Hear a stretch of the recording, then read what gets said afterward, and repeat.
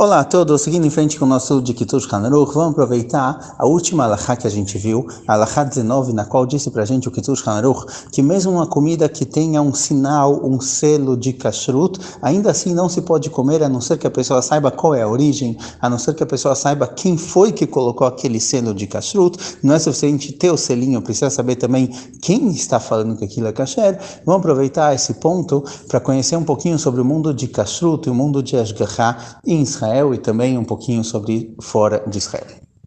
Vamos começar do começo. De acordo com a Torá, temos uma regra que diz que Ed Echad Neiman Beisurin. Ed Echad, uma testemunha, ele é Neiman, ele é confiável para testemunhar sobre algo que é kasher ou não é kasher.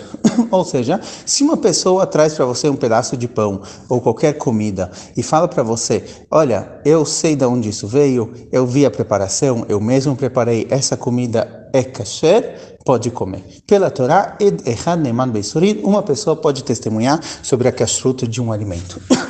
Porém, na época da Gemara, quando começou, depois da destruição do Beit HaMikdash, quando os Yehudim começaram a se separar, aparece na Gemara que começaram a ver que tiveram determinados problemas de kashrut em algumas regiões, principalmente na região onde muitos Yehudim tinham ido para lá, na região da Síria.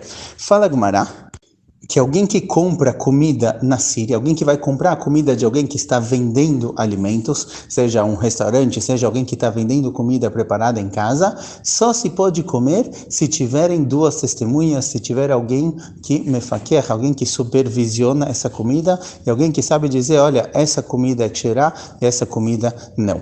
Porém, caso a pessoa esteja comendo na casa da própria pessoa, assim aparece na Gemara, é diferente, não tem problema. Ou seja, a Gemara diferencia entre alguém que faz comida para vender, um estabelecimento que vende comida como um restaurante, e a pessoa que come em casa. Então, na época, na Síria, por exemplo, que é o exemplo da Gemara, alguém que quisesse comprar a comida pronta de um restaurante, ele teria que comprar somente se tem supervisão, alguém que viu que essa comida é kasher, alguém que testemunha, alguém que não faz parte do restaurante, certo? Não o próprio dono, alguém externo.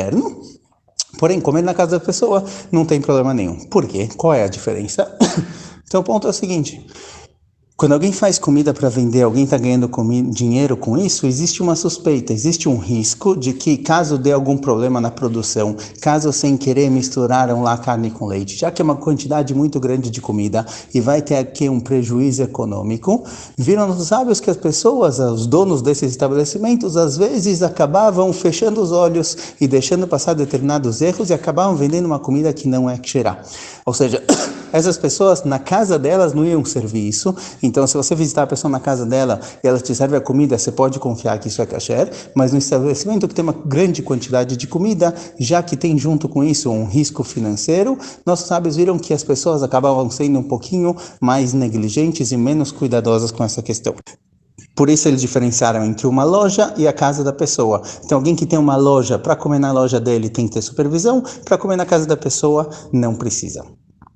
Entre os poskim existe discussão se a questão essa questão que aparece na Gemara que aconteceu na região da Síria, se é algo geral, em qualquer lugar, ou seja, em Eretz Israel, que a maioria da comida era ksherá, certo? Tinha muitos Yehudim, tinha muita comida kasher, então raramente você conseguia uma comida não kasher para misturar lá, então já que é algo incomum, não tem problema nenhum, mas na Síria ou em qualquer outro lugar fora de Israel, onde tem muita comida não kasher, tem muitos não Yehudim, aí é um problema. Ou se esse caso específico que aparece na Gemara da Síria é realmente específico de lá. Foi um problema específico que aconteceu naquela região, mas não é para aprender de lá para outros lugares.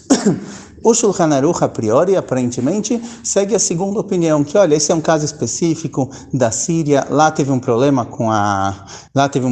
na sociedade, mas isso é particularmente de lá. Não dá para aprender de lá para outros lugares. Uremá, por outro lado, diz que não, que o que aconteceu lá pode acontecer em qualquer lugar. Com o tempo, quando a Am Yisrael saiu para Galut, para a diáspora, várias e várias keilot, várias comunidades fizeram takanot, decretos relacionados realmente à venda de comida. Justamente por essa questão, muitas vezes viam que as pessoas tinham um risco maior de acabar deixando passar coisas pequenas, serem negligentes e acabar vendendo uma comida não ksherá, justamente pelo risco, pelo problema de acabar perdendo dinheiro. Quando entrou dinheiro na história, alguém que está trabalhando com isso, tem um estabelecimento de comida, se de repente ele percebe sabe que teve um problema lá que vai ter que jogar toda a comida fora, uma grande quantidade.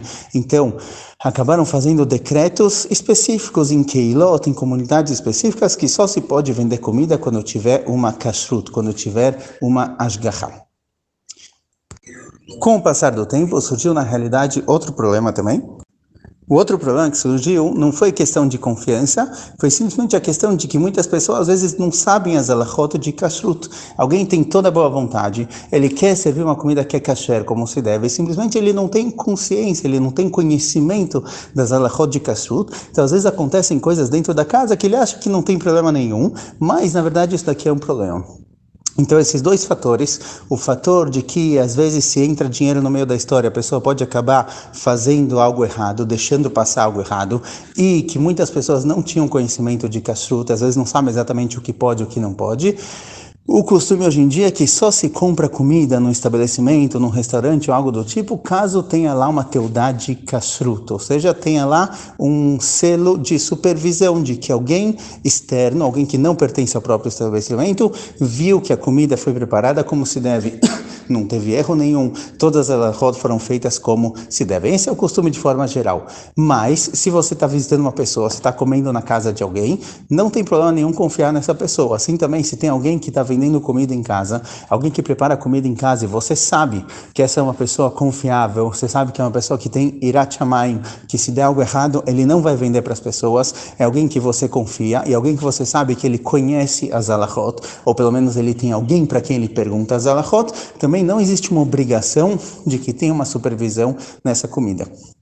É simplesmente uma questão de confiança. Se você confia na pessoa, igual você comeria na casa dele, você pode comer comida da casa dele.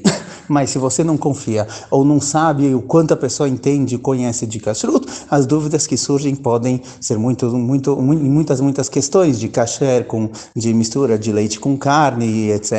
Então, só dá para comprar de alguma pessoa que você conhece e você confia. Toda essa questão da necessidade de uma supervisão abriu espaço para o que a gente conhece hoje em dia, várias e várias ashgahot, várias e várias supervisões diferentes. Então aqui em Israel, por exemplo, a gente tem a Rabanut de cada cidade, a gente tem a Rabanut de Israel inteira, a gente tem Landa, o Mahpud, Badat, etc. Várias e várias kashruyot.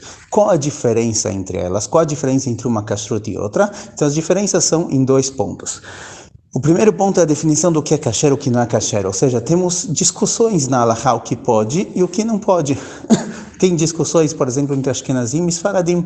Tem coisas que para Ashkenazim é permitido, para Sfaradim é proibido. Tem coisas que para Sfaradim é permitido e para Ashkenazim é proibido. Então, muitas vezes é uma ashgahá de Ashkenazim, uma ashgahá que é organizada por Ashkenazim, uma halachá que é organizada, que é dada por pessoas Sfaradim. Muitas vezes eles vão pegar as halachot que são válidas para eles, para Ashkenazim ou para Sfaradim, e implementar isso na kashrut, sem necessariamente tomar cuidado com o outro tipo de pessoa. A maioria das kashruyot toma cuidado com as 2 questões, mas tem algumas que realmente eles tomam cuidado com o que é importante para eles, com o que é importante de acordo com a edá, com o grupo da onde eles vêm. Então, sempre que a pessoa vai comprar uma kashrut, vai comprar de alguma ashgahá, precisa saber exatamente do que se trata, que tipo de comidas, que tipo de halachot foram inclusas, implementadas nessa kashrut e que tipo de halachot não foram.